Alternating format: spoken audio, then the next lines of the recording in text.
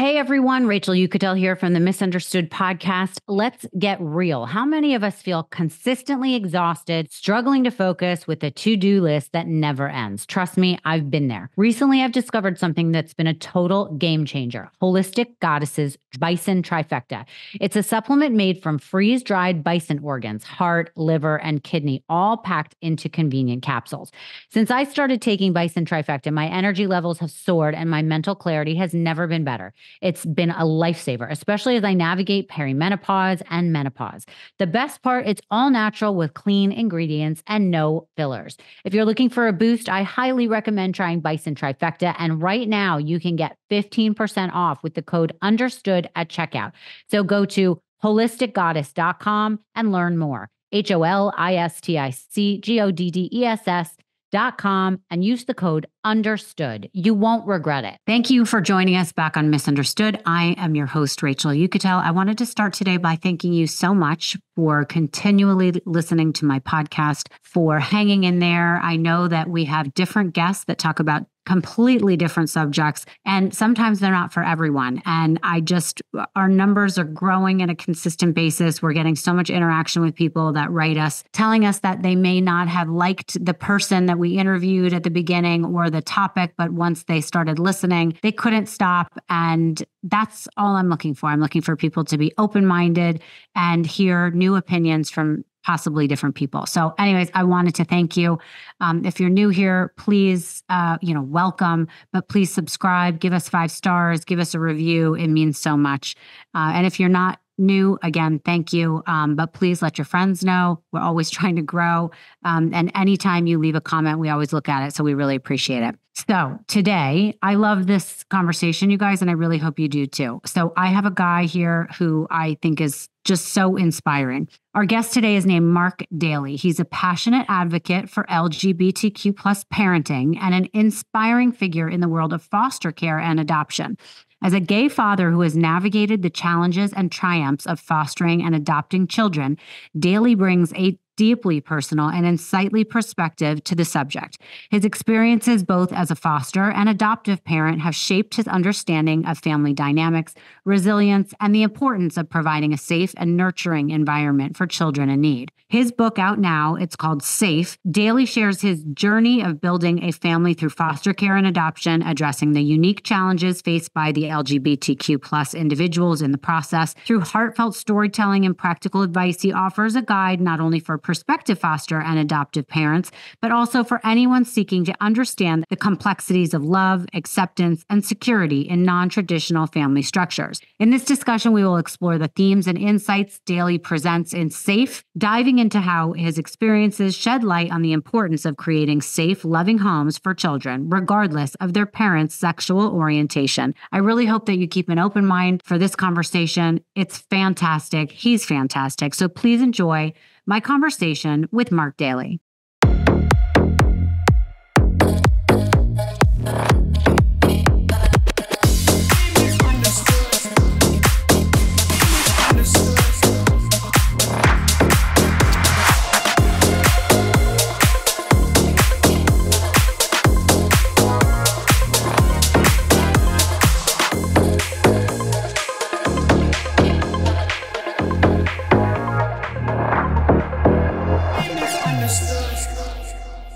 Mark, thank you for joining me today. I'm so happy that you're here. Thank you so much for having me. I'm thrilled to be here. As I told you before we started, I loved reading your book. I won't say it's like a beach read, but I read it on the beach. Nice. But I really couldn't put it down because, this topic to me is, I have a child, my own child, but I've always been really interested in what goes into fostering, what goes into surrogacy. And, there are people that go down different paths for different reasons.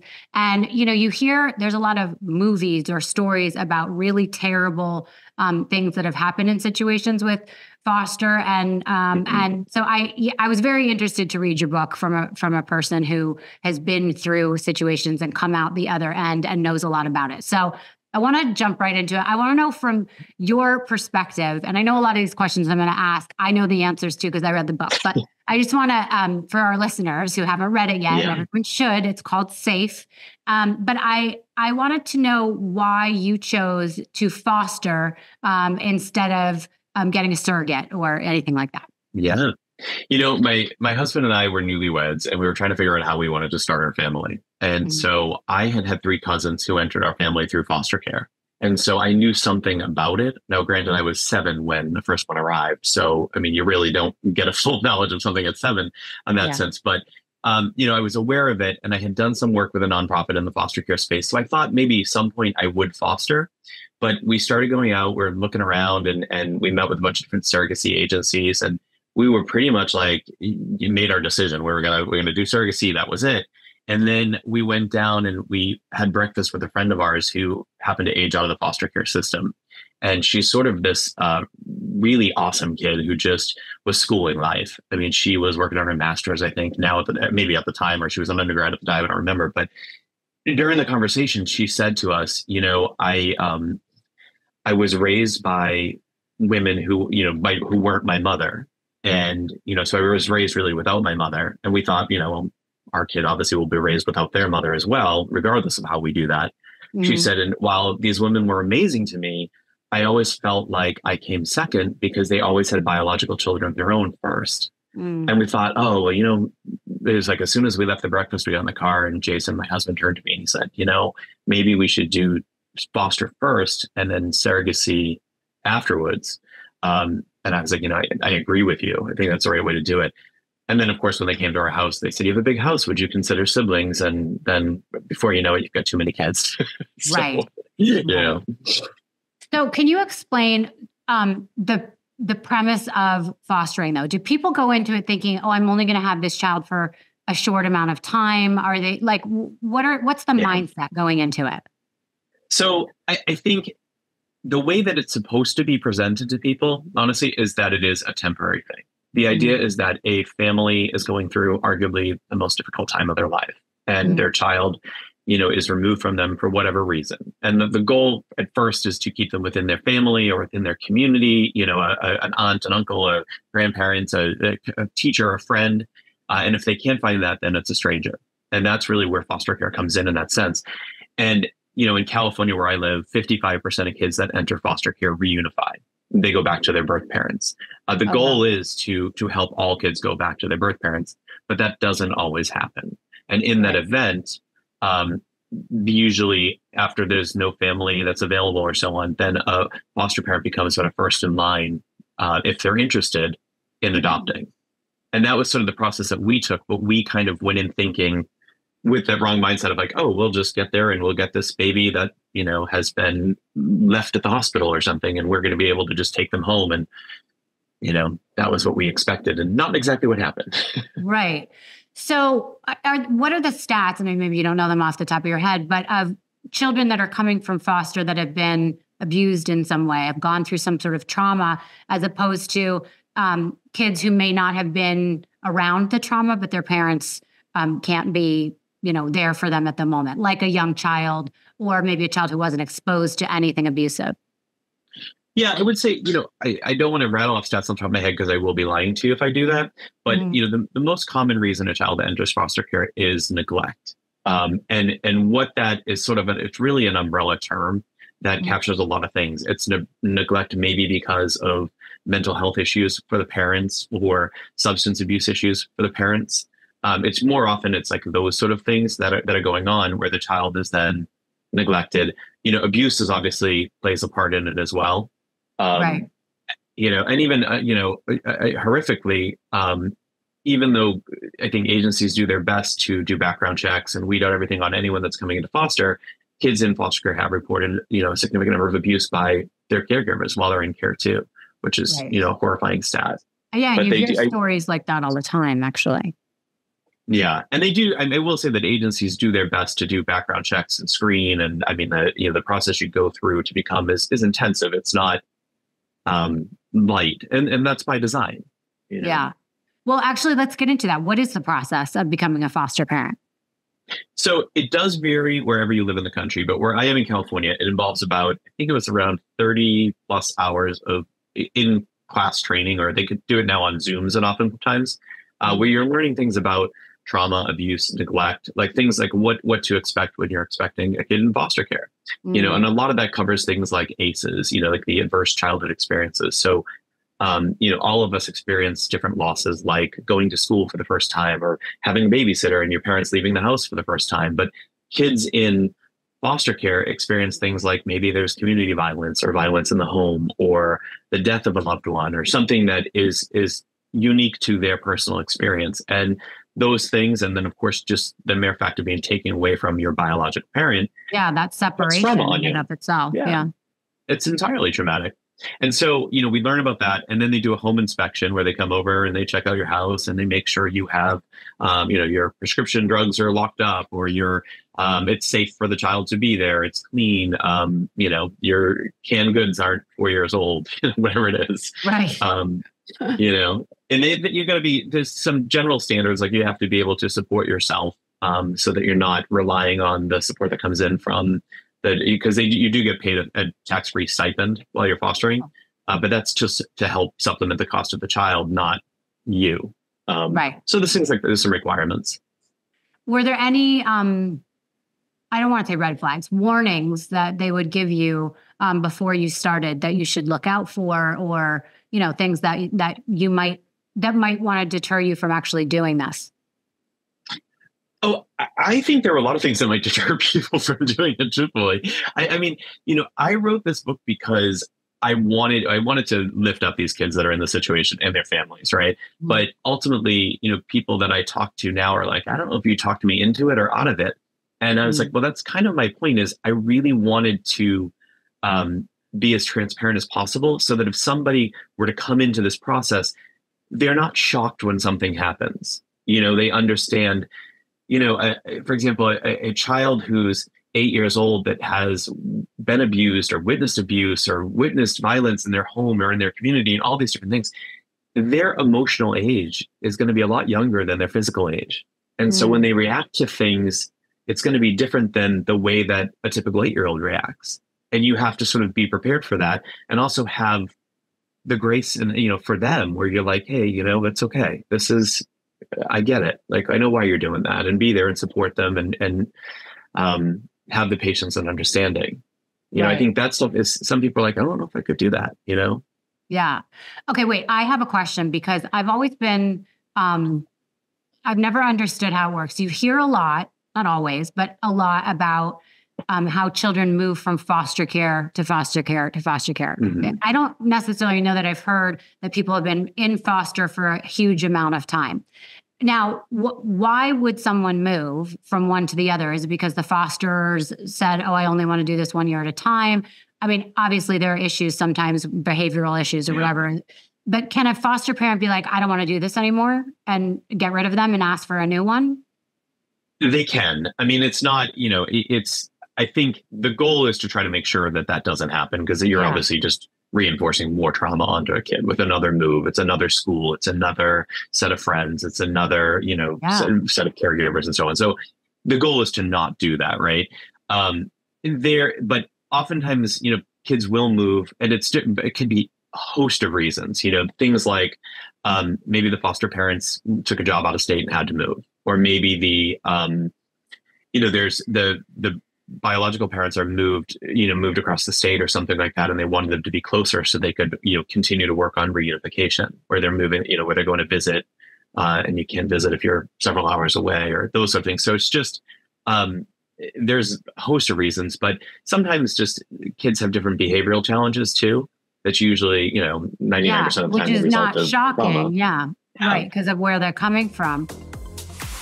Hey, Misunderstood listeners, this episode is proudly brought to you by LOLAVIE, an award-winning hair care line founded by the ever-fabulous, ever-iconic Jennifer Aniston.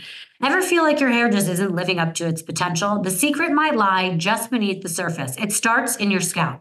That's right. Healthy, gorgeous hair starts with a clean, nourished scalp. And that's where LOLAVIE's newest product, the Exfoliate and Detox Scalp Shampoo, comes in. This isn't your average shampoo. It's a 2-in-1 game changer, a scalp scrub and clarifying shampoo featuring a unique blend of activated charcoal powder, bamboo extract, and gentle AHAs to get rid of all that gunk weighing down your hair, leaving your scalp clean and perfectly balanced. Let's not forget those vegetable ceramides and B vitamins. They're there to soothe irritation and reduce flaking. Plus, with ingredients like alfalfa sprouts and pea peptides, you're on track to thicker, fuller looking hair. Love the science behind great hair care? LOLAVIE's got you covered with their proprietary B Pro 3 bond technology that ensures your locks are protected from damage. And the best part, this brilliance in a bottle is formulated for all hair types and textures, especially those dealing with dry, itchy scalps. And here is a treat for you, our awesome listeners. For a limited time, you get an exclusive 15% off your entire order at LOLAVIE.com. Just use the code Rachel, spelled RACHEL, at checkout. I mean, if you're taking any hair care advice, why not listen to anyone besides the woman who gave us the real Rachel? And one more time, I will just say I absolutely love this new product. You've got to try it out, the Exfoliate and Detox Scalp Shampoo. I tried it, and honestly, I felt a difference in my hair volume, and I use it with the intensive repair treatment. It's truly transformative. It's like a spa-like experience. So again, check out all the LOLAVIE products on LOLAVIE.com. That's LOLAVIE.com. And as our loyal listeners, you get an exclusive 15% off your entire order when you use code Rachel at checkout, spelled RACHEL at checkout. Go to LOLAVIE.com with code Rachel. You know, it was interesting reading your book and hearing you say now too that the goal of fostering is reunification with the parents, because, you know, from an outsider looking in, just when you read it in the news or whatever, it almost doesn't seem like they're working on the parents and getting them back with the kids for whatever reason. It seems like the kids are moving from one thing to the other, or they're trying to get out of a situation and then figure out when they could be adopted into a new quote unquote better family or better situation. So I think that's great that that's what the goal is. But like, what's the criteria for a family to be ready to take their child back? You know, it's interesting. This was always sort of a sore spot for me, because the term that they called was minimum standard of care. Like, they need to be able to provide the minimum standard of care. And I thought, well, Rachel, your minimum standard and my minimum might be around the same, but they're probably not identical, right? There's different things and same, you know, so who's minimum in that sense? But it really, what it comes down to is, you know, that connection to their biological family, that sense of belonging we all have with where we come from, is really powerful. And I think, you know, there are a lot of things that are put in place. You know, oftentimes there's court ordered, you know, rehabilitation, you know, drug or alcohol rehab, like things like that are, you know, making sure they're going to, the parents are getting whatever mental health support they need from a psychiatrist if they have, you know, schizophrenia or bipolar or whatever, you know, whatever these mental health issues are, that they're getting the resources they need to address that. And then they're doing visitations. Sometimes they have to take parenting classes, anger management. It really depends what, you know, each situation is so different. And I think that was the one thing that really stuck out to me, was that, you know, there is no one size fits all approach to like, how do you help a family that's struggling, you know? Yeah. Okay. So now I want to talk about your situation. When you first learned you were getting these two brothers, tell me about that and what that was like. Yeah. So we, you know, I had jokingly said, yeah, we take two kids, thinking it meant like if mom had a baby 3 years down the road, could they call us? You know, I didn't realize that meant, you know, we would get two at the same time. It was just my own naivety, like, honestly. You know, and we had heard stories of people where like mom went outside to smoke a cigarette at the hospital and never returned. And so we thought that's what we would get, you know, this like slam dunk case, because they knew we wanted to adopt. And truthfully, what they were thinking was, here are two guys that are willing to take, you know, more than one kid under the age of 3. So let's, you know, and they got a big house, let's do it, you know? So we were like, all right. So when they called, you know, we had both sort of cleared our calendars where we were going to be home, no traveling, like that entire month of June. And everyone else in our group of of foster parents that all went through class training and approval and stuff, that we all had the same due date, I was calling it. And they all got placement within like 36 hours of being, June 1st, their phones just started blowing up. And for us, nothing happened. And like 2 weeks went by, and I had one day that I had said I would travel. I had to go give a speech at Stanford, and it was like the one day that I had committed to like a year and a half. And of course, that was the day the call came in. So when I like leave a meeting, there's like 7 missed text messages, 9 missed calls from Jason, and the phone number the Google phone number we had set up for all our calls. Anyway, when I came out, he was like, they've got 2 little boys, they're 3 months and 13 months old. They needed to know hours ago. What do you think? And that was about 1:00 in the afternoon when they called. At 5:00, the 2 boys were at our house, and I didn't get home till after 10 that night. Oh, wow. Oh my gosh. So, okay. So what was that like the first day, the first night? How does that happen? It was so crazy. I mean, these kids show up, they have no, like, it's not like, like an adult shows up with like a driver's license, maybe a birth certificate. We didn't have any of that stuff. And all I could think to myself is like, if there's an emergency, I'd take them to the hospital. They're going to think I kidnapped them. Like, this is so weird. There was no like real identification paperwork sort of thing. But I got home that night from Stanford, and I walk in the kitchen, and there's like just baby bottles and toys and all this stuff just like thrown all over the kitchen. There's a high chair in the corner that's like covered in food that wasn't there in the morning. Because when you're going for foster care and you say 0 to 3, 0 to 3 is a big range. I mean, you bring a baby home from the hospital, you need some onesies, maybe some bottles, or, some swaddle stuff. But in our case, it was like, do we need sippy cups or do we need bottles? Are we on pacifier still? Like, so diapers, we didn't stock up. Yeah. What size diapers, right? I mean, there's so many things to factor in that we, hadn't even thought of. So it was pure pandemonium, but it was also amazing. Coincidentally, so Jason had to handle it for the first couple hours by himself. Oh yeah. We had my cousin lives nearby. She was there helping out, and then another friend went to Target for him and bought a whole bunch of stuff for us, and and then his parents just coincidentally had been flying in that night, and so they got in well after I got home that night, and then they stayed with us for about a week or so, just for a pre-planned visit, but perfect timing. So it was really amazing because they were there with us. And then we have just a big community of friends and support, that system that was around us that really stepped up, and it was amazing. And how much background did you have on these 2 children? Really nothing. We knew, that they were 3 months old and 13 months old. But although the first time they called, we thought that they were Latino twins. So we really didn't know. And they were, 2 little boys with, blonde and strawberry long hair, they, and so it's like the game of telephone, when they call you to see if you'll take this. And so you're asking all these questions, but they don't really know all the answers. Right. We knew that they had a mom and a dad. We knew that, the parents had been told there were a lot of things they had to do, that they had an older sibling who was adopted out, which typically means when you have a sibling who is adopted out, the odds aren't as likely that they're going to reunify.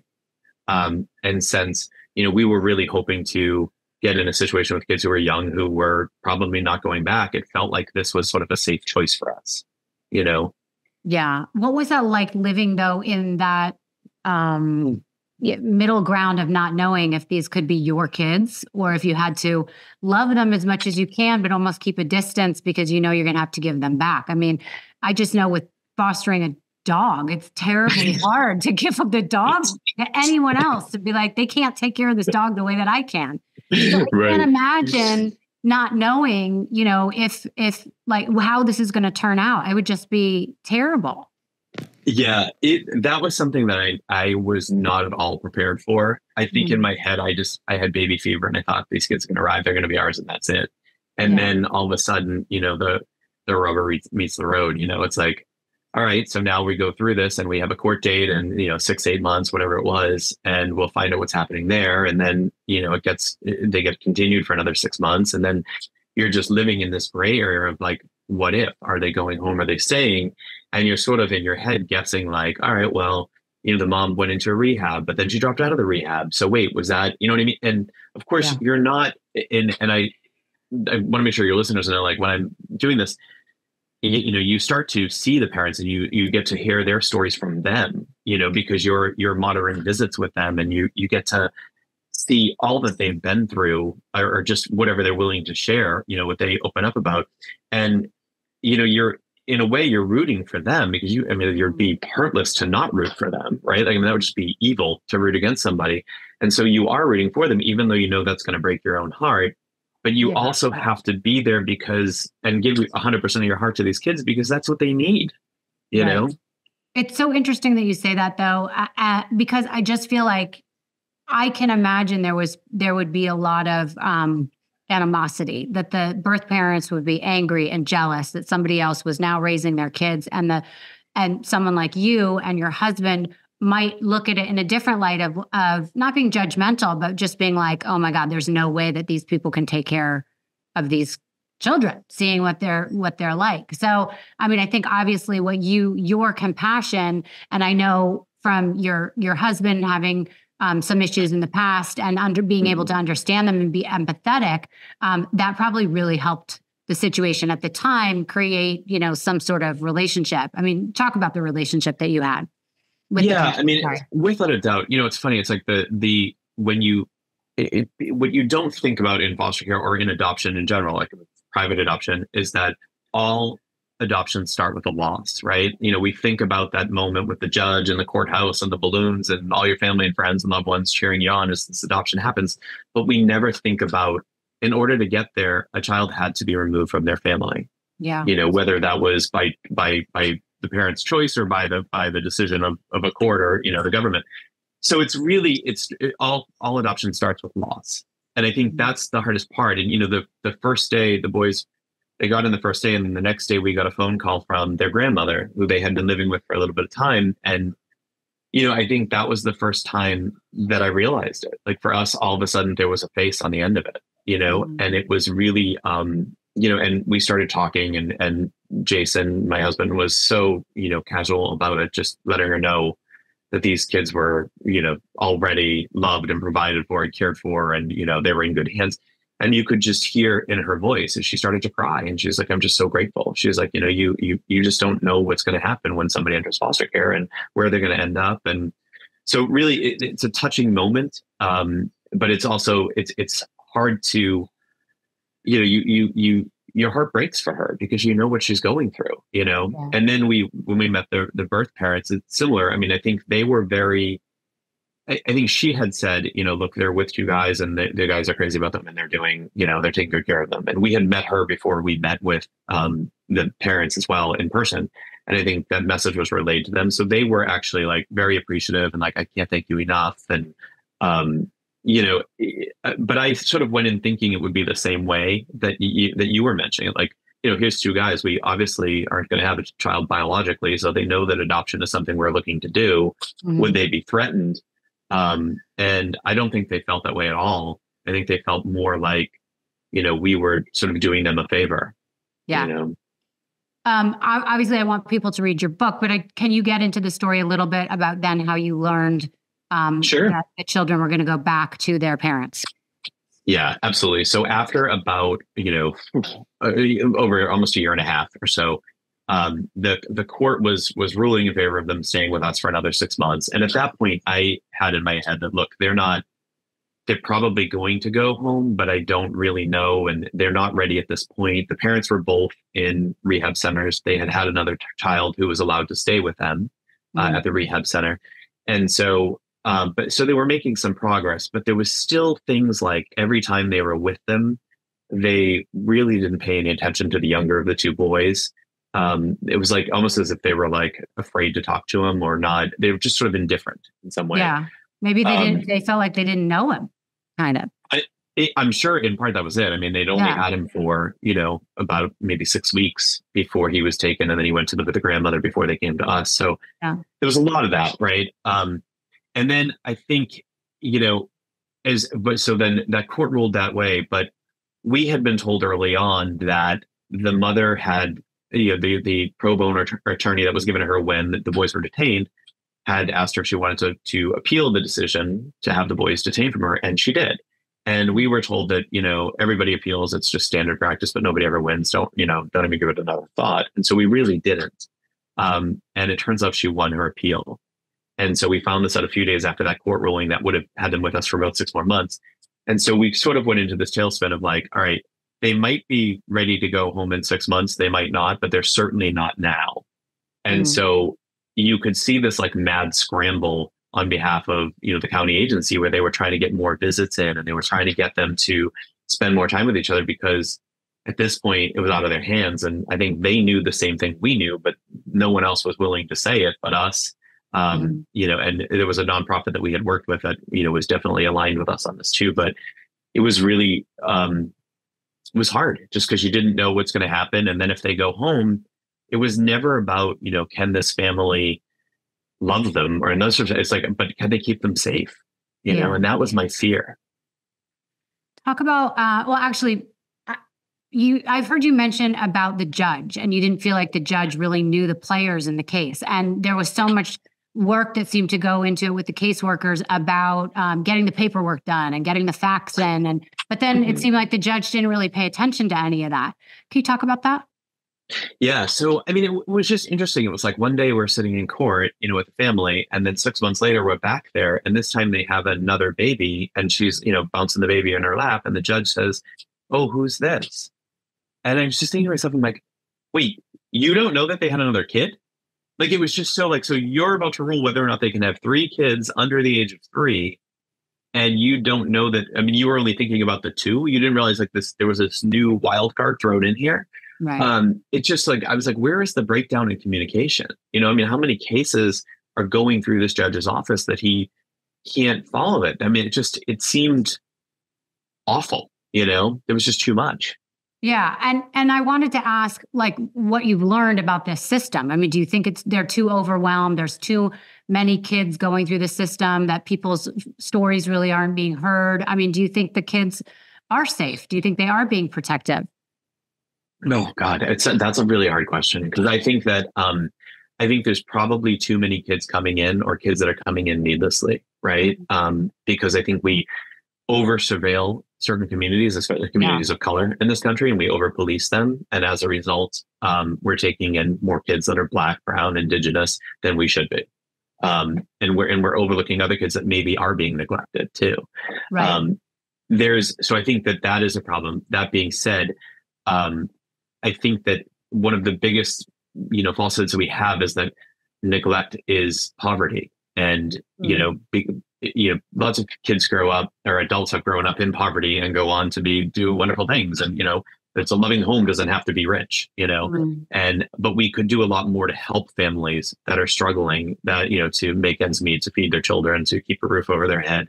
Families that want the help and that are willing to, that are able to care for their kids absolutely should. And I think too often poverty is a reason kids are taken away from their families. Right. It's interesting that you mentioned what you just were saying about how some kids are taken away needlessly and other kids are completely overlooked. I think when you look at the news, at least where I live, I live between New York and Florida, and there are so many stories about kids who have died at the hands of their parents because they were neglected, left at home in a playpen while mother goes on vacation. Parents who are keeping their children in a box in their house, not feeding them. Terrible situations. And then also there's a situation like, I don't know if you're familiar with Maya Kowalski, where she was a girl who was CPS came in and took her. She became awarded to the state, because her parents brought her into the hospital and asked for them to give her ketamine to help a sickness she had. And they blamed the parents and thought the parents were trying to make their daughter sick and all this. And needless to say, the mother ended up killing herself because she was so upset that they wouldn't allow her to see her child. And later on, just this past year, Johns Hopkins had to pay over $220 million to the family for wrongfully taking the child away from the parents. So, I mean, it's just terrible stories like this on either side. And I personally know, I think at least 3 families that have told me about how they bring their kid into the hospital and they're asked a series of questions and they almost thought they were about to get in trouble. Like, a friend of mine who had their kid had taken, like, when you make mac and cheese and it's the hot water in the and the kid was 4 and had taken the little dish out of the microwave and spilled hot water all over his chest and got 3rd-degree hurt or whatever. And the hospital blamed the parents, and it was like terrible situation. And when it was a complete accident. So, there are just so many like incompetent caregivers, in that area. Yeah. Not caregivers, excuse me, but caseworkers in that area that are not paying attention to the facts. Can you talk about competent versus incompetent?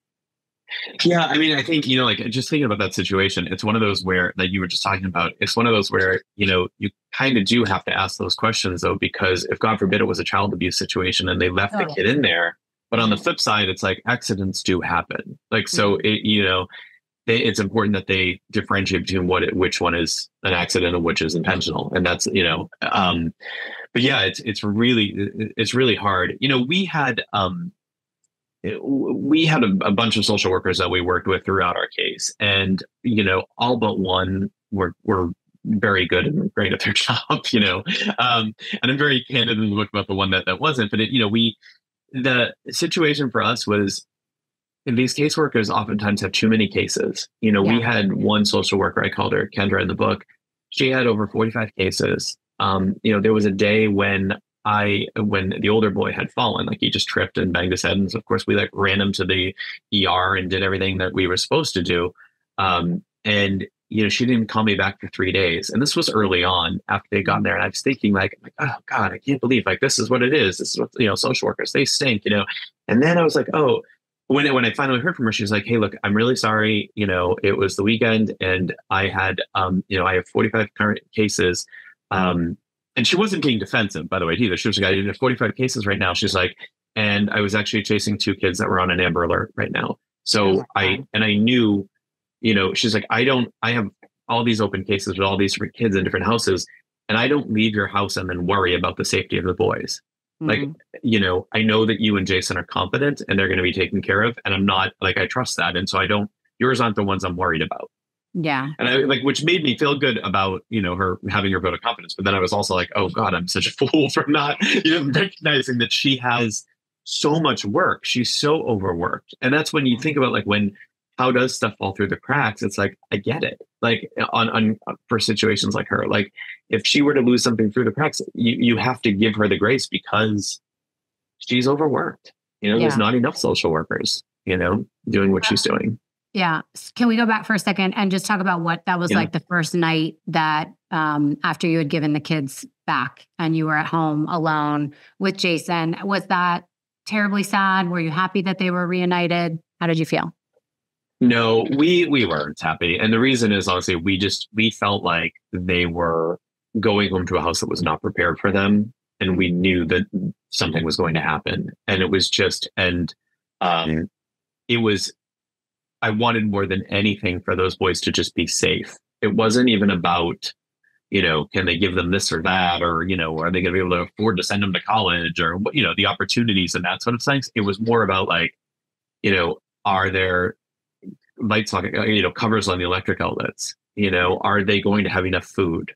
Are the dad had showed some anger at times, and I was like, is that going to be directed at them? And it just, there were things like that where I was like, this is so horrifying. I remember one of the social workers came and she got the boys and we, loaded them into our car. And then, Jason looked at me like, let's just go for a walk. And like, we just walked down the street, we got ice creams, we sat on a bench, and it was just sad, Yeah. And what are you allowed to do in terms of communication with the family after the fact? Do they tell you can't speak? Do they let you speak? Do they let you see the kids again? No, when they went back, we were in a good place with the parents. We had a good relationship with them, and so we were told and encouraged, like, look, stay in their lives, like let them know if they need anything, call you.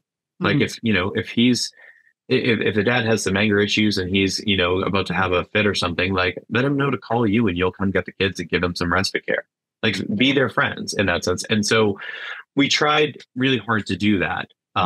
For a while. We had we had gone over and brought them some food one night. We brought them over. We had we had so much clothes and toys and stuff like that we had gotten for them over the year and a half that they were with us, that obviously were theirs. So we wanted to bring them to them. And so we brought those over and we'd gone and visited a couple of times. And then there was a situation where we took them to the hospital one night because the oldest one had a bad fever.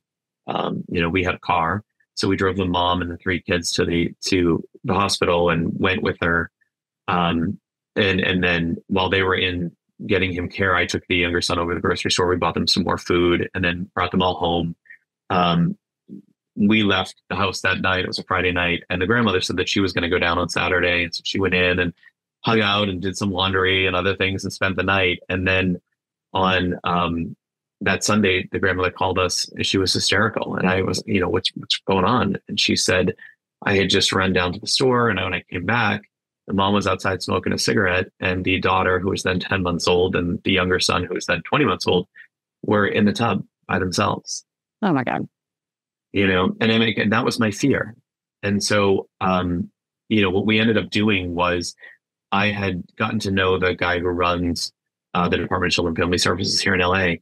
And I just through some work stuff. And so I sent him an email because it was like, I knew I couldn't go to our social worker because we had the one that I didn't think was very competent at the time. And so I emailed him and just said, look, I don't even know what I'm supposed to do. I didn't see this. So, I'm reporting what someone else told me, but I'm not confident that if I said anything to the social worker, anything would change. But I knew hitting send on that email also meant that we'd be costing ourselves a relationship with them. Mm-hmm. And I also knew that if I didn't do it, I would never live with myself if something happened.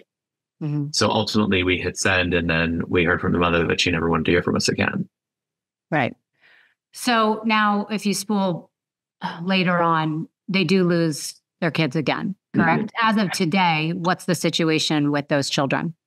Yeah, I know. So what happened was we waited because we knew that they were going to come back in. It was just I was like, let's just not do anything and let's give it time because they're going to come back in. And the truth is they really didn't come in contact with anyone who was mandated to report for a little over a year. And then ultimately, I'm sorry, probably even longer than that, but a little over a year after they reunified, we ended up finding out about 3 kids who were in a foster situation that weren't going home. And they said they were looking for a permanent family for them. The family that they were with just foster parents, and they couldn't adopt for whatever reason. And so, and how long had those 3 been in foster at that point? A little over a year. Okay. They actually went into care right about the same time the boys left our care. And so we had no kids for, maybe a year, I don't know, middle over a year. And then I'm sorry. And I just had a question about this. In that situation, what made it that the kids were then available for adoption as opposed to going home? Tell me. Specifically. So they always give you a reunification plan. The parents have to meet a certain threshold and they have to do certain things in order to get there. And after, so much time, which the court will give more time if the parents are making progress, right? But because they really hadn't done anything, they terminated the services and said, let's look for a permanent placement. And so that was about after a year. And so then we found out about them. And we're like, well, let's just find out the story, let's see what's going on. And then we found out the story. We, of course, met them and fell in love immediately. And then we started doing visits with them. And then they started doing weekend overnights. And then ultimately they moved in. And then about 10 months later, we got a call from the county that the boys and their younger sister were now in care. And would we take them as well, which would have given us 6 children. Wow. Which 6 children who are all wonderful, amazing kids, but each one has their own challenges, of course. And we just didn't feel like as 2 of us, we would be able to give them everything that they need. And so ultimately we made the decision not to, which was truthfully the hardest decision of my life. Yeah. Sure.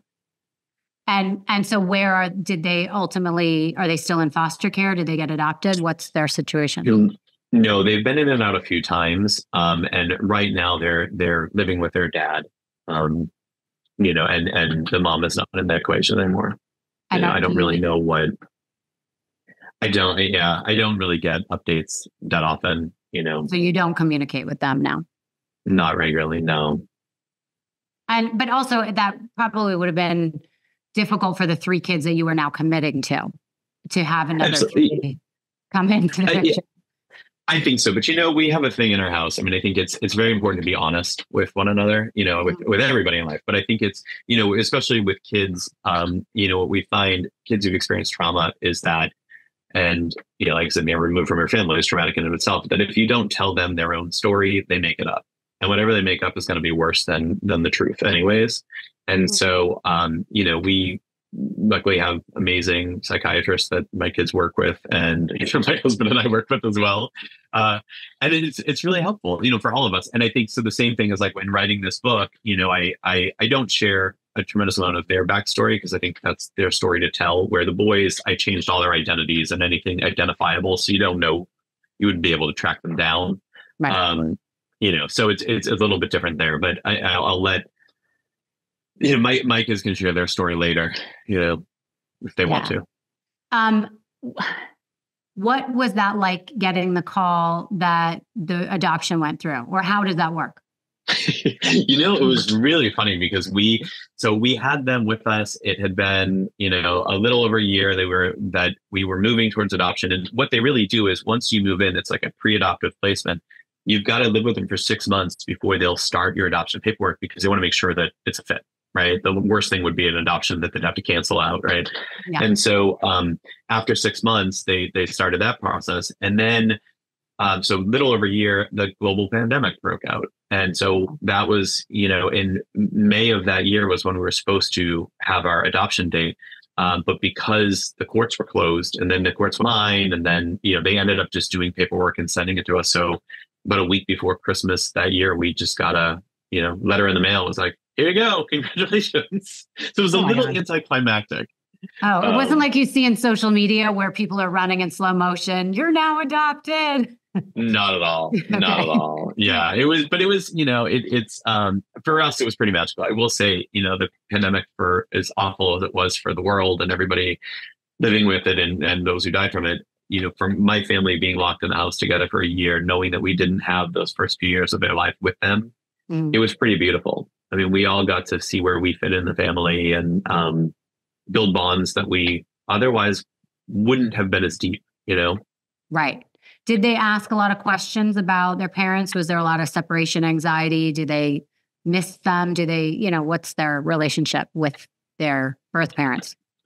Yeah, I mean, it's, we do have communication with them. So it's not as like, it's, it's not as regular. It's more like holidays, birthdays, stuff like that. It's not, we don't see them, but we, over phone communication and stuff. They've got some stuff that they're dealing with. So, the parents, so we sort of give them space to, and we'll be in touch when they're in touch, sort of thing. Right. What would you say is the biggest lesson that you learned from your experiences in the last couple of years with fostering versus adoption, everything you've gone through?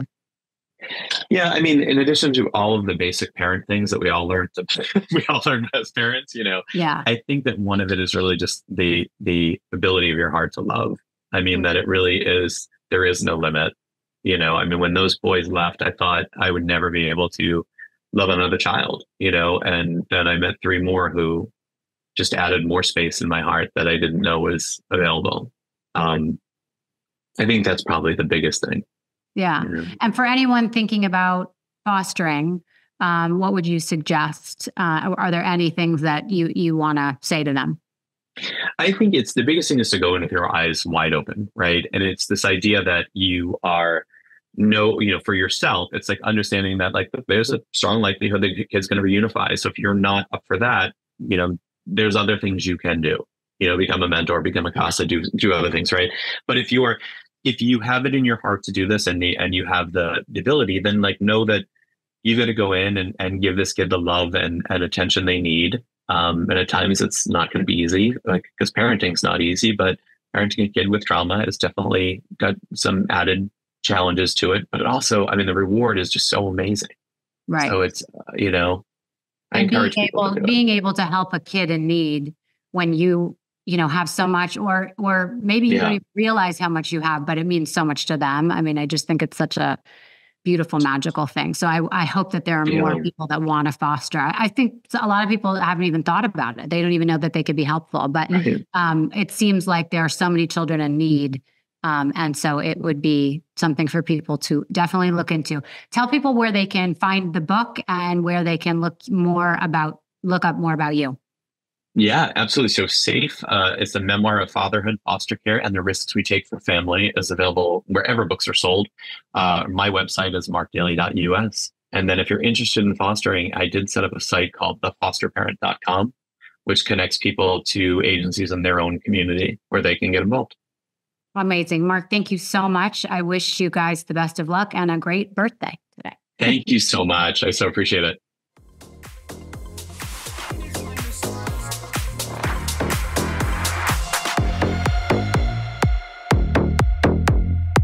Thank you so much for listening to Misunderstood. I'm your host, Rachel Yucatel. Please be sure to subscribe to the show and give us a 5-star rating and review. You can support the show by joining our Patreon at patreon.com/misunderstood with Rachel Yucatel. Do you have ideas for the show or want to reach out? Email us at info misunderstoodpodcast@gmail.com. That's spelled MISS understood. Thank you so much, and I'll see you next time.